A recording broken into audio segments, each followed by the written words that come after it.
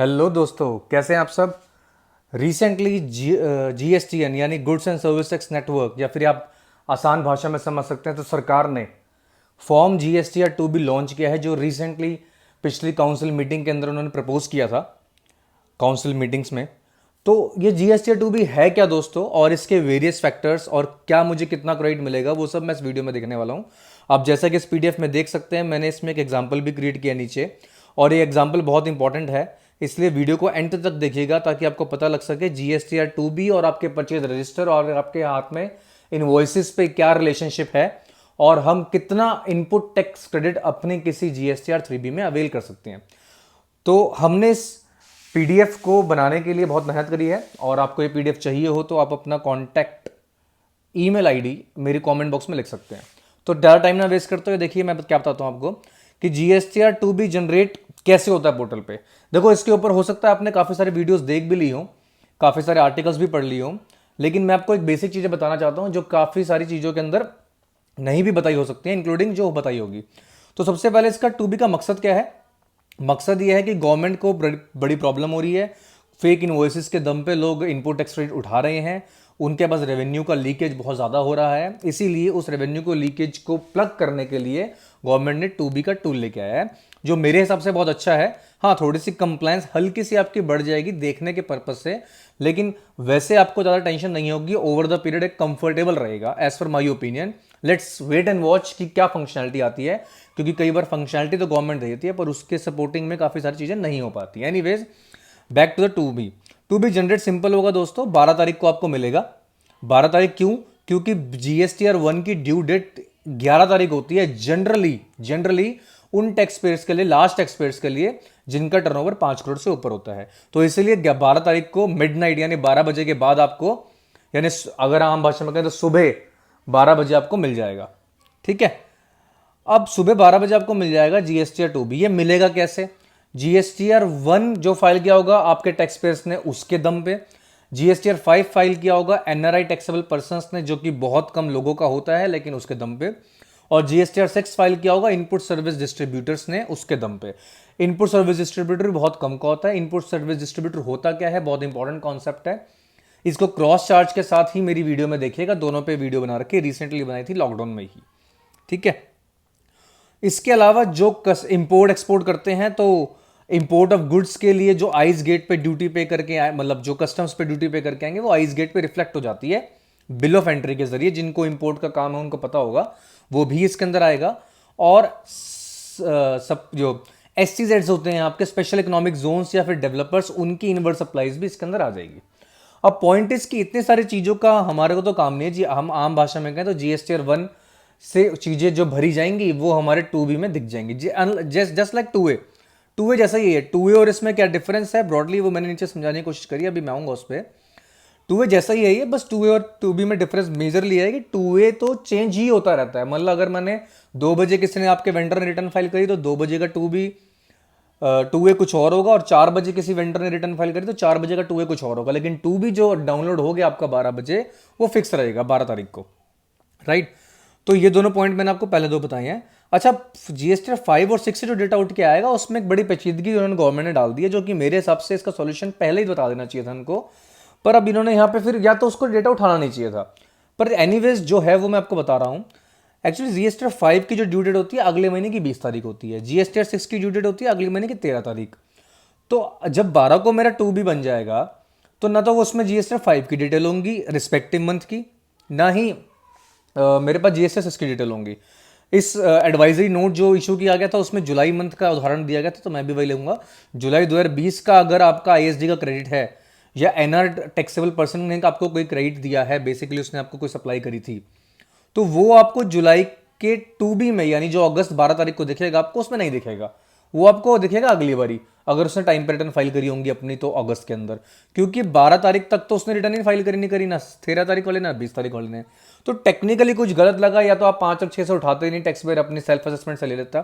तो उन्होंने एंड में लिख भी दिया उसको कि 5 और 6 जो रिटर्न है वो नहीं भरी जाएगी 12 तारीख तक, तो आप अपने आप ही उसका क्रेडिट उठा लो। और तो भैया, जब मुझे अपने आप ही क्रेडिट उठाना था तो आपने इस फंक्शनैलिटी को इसमें डाला ही क्यों? अब मैं अगली बार मुझे एक रिको बनाना पड़ेगा।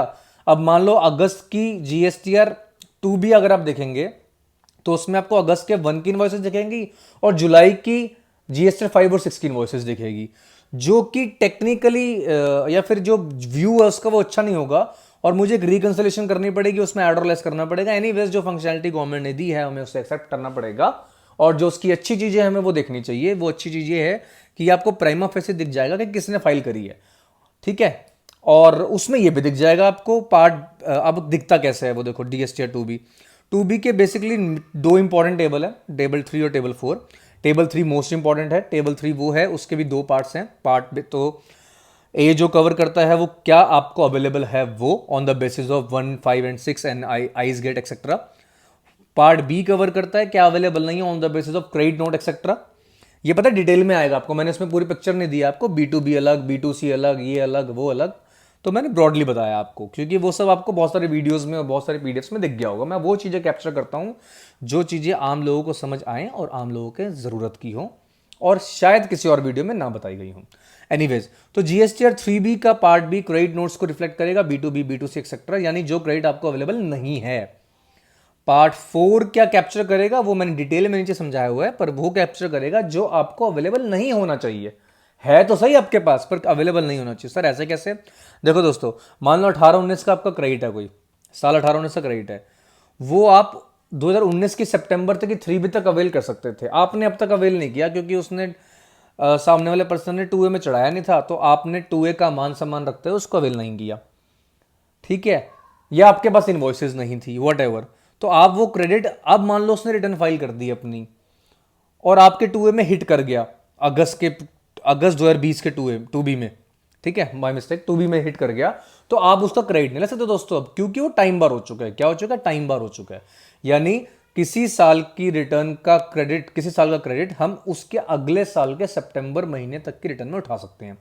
वहां तक मुझे नहीं मिल रहा है वो credit just because of my 2A, क्योंकि वहां पे मेरे एग्जाम्पल में 2A ही था, 2B नहीं था, जस्ट बिकॉज ऑफ 2B, तो मैंने वो क्रेडिट नहीं लिया है। अब बाद में किसी महीने में रिफ्लेक्ट कर गया तो मेरे को नहीं लेना चाहिए आइडली, और नहीं मिलता मुझे वो क्रेडिट। लॉ के सेक्शन 16 सबसेक्शन 4 इसकी बात करता है, तो मुझे वो क्रेडिट नहीं मिलेगा। तो वो क्रेडिट आपको यहां रिफ्लेक्ट हो जाएगा, क्योंकि पोर्टल को ये वाली बात पता है।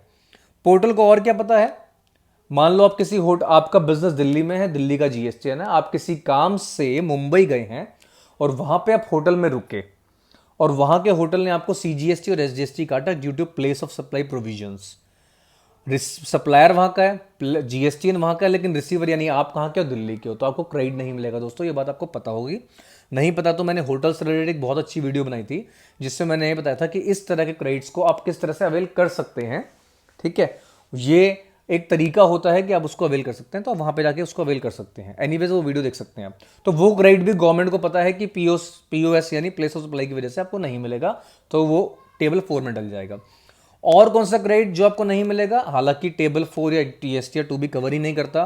जैसे reverse charge on import of service में आप जो पे करते हैं वो टेबल 4B को नहीं पता, टेबल 4 को नहीं पता ऑफ 2B, तो नहीं देगा वो।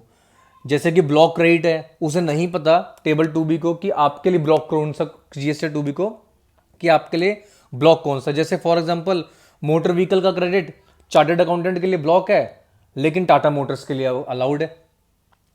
फूड का क्रेडिट मेरे लिए ब्लॉक है, लेकिन जो इसकी सप्लाई करते हैं उनके लिए अलाउड है, ठीक है। तो इस तरह से आपका जो क्रेडिट है कुछ आपको निकालना पड़ेगा, कुछ वो निकाल के आपको देंगे, तो दिमाग तो लगाना पड़ेगा। अब मैं एग्जांपल के जरिए आपको समझाता हूं। इसके बाद किसके बाद? 2B और 2A के डिफरेंस के बाद। कोई ज़्यादा डिफरेंस नहीं है दोस्तों, मैं बता चुका हूं ऑलरेडी। 2B की जो वैल्यूज हैं वो स्टैटिक है, फिक्स रहेंगी, चेंज नहीं होगी, चाहे लेटेस्ट रिटर्न्स फाइल कर दी जाए, अमेंडमेंट्स फाइल कर दी जाए आपके सप्लायर द्वारा। 2A चेंज होता रहेगा, डायनामिक है वो। सबसे इंपॉर्टेंट, 2B कहां से अपना डेटा उठाता है? 1, 5, 6 और आइस गेट से।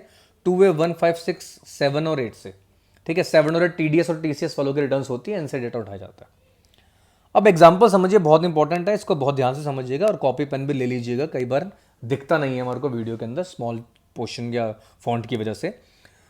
एग्जाम्पल ये है दोस्तों, XYZ लिमिटेड मैंने ज्यूम किया है, जुलाई महीना ही मैंने ज्यूम किया हुआ है। 1 लाख रुपए की टोटल इनवॉइसेज है मेरे पास इस पर, क्रेडिट के, मैं क्रेडिट की बात कर रहा हूं, जिसमें से 8,000 रुपए तो मेरा मोटर व्हीकल का क्रेडिट है जो मेरे लिए ब्लॉक है। लेट्स अज्यूम कि ये एक ऐसी ऑर्गेनाइजेशन है जिसको मोटर व्हीकल का क्रेडिट नहीं मिलता सेक्शन 17(5) के जरिए।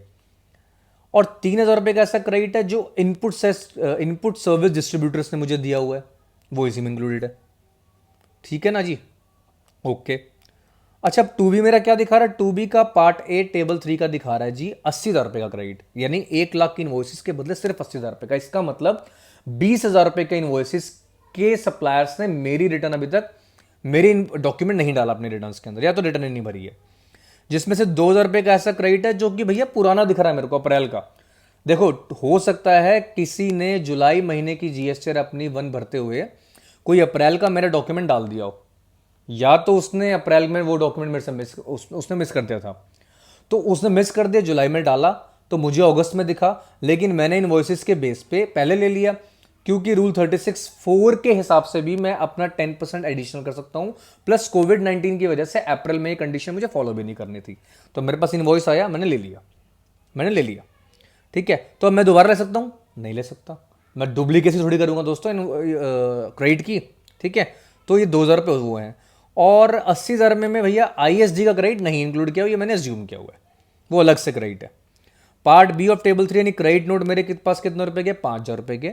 टेबल 4 में 7,000 रुपए का मेरा ऐसा क्रेडिट है जो मुझे नहीं मिलना चाहिए due to place of supply, या फिर सितंबर वाला जो मैंने सेक्शन 16 फोन का बताया, और भी कुछ केसेस हो सकते हैं।